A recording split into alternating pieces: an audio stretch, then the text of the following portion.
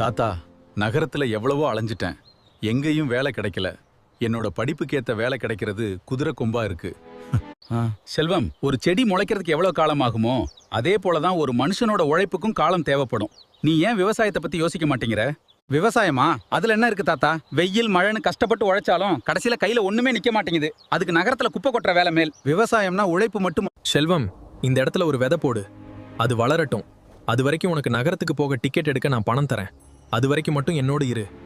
தாத்தா, இந்த நவீன முறைகள் உண்மையில் வேலை செய்கின்றனவா? ஆம் செல்வம், நம்பிக்கையுடனும் அறிவியலுடனும் நாம் செழிப்பை கொண்டு வர முடியும். தாத்தா, இதெல்லாம் நாம போட்ட விதை தானா? எவ்வளோ அழகா வளர்ந்திருக்கு. ஆமா செல்வம், மண் எப்பவும் உழைப்ப வீணாக்காது. ஆனா முன்ன மாதிரி கிணத்து தவளை மாதிரி விவசாயம் செய்யாம புது தொழில்நுட்பம், சொட்டு நீர் பாசனம், இயற்கை உரம்னு மாத்தி யோசிச்சோம். மண்ணுக்கு தாத்தா, எனக்கு புரிஞ்சுது. நகரத்துல மத்தவங்க கிட்ட கை நீட்டுறதை விட இந்த மண்ணை நம்பி உழைச்சா 4 பேருக்கு உணவு கொடுக்கற இடத்துக்கு நாம வரலாம். விவசாயம் என்பது வெறும் தொழில் அல்ல, அது ஒரு வரம். மண்ணை நேசிப்போம், எதிர்காலத்தை செதுக்குவோம். நண்பர்களே, உங்களுக்கு ஒரு அன்பான வேண்டுகோள்.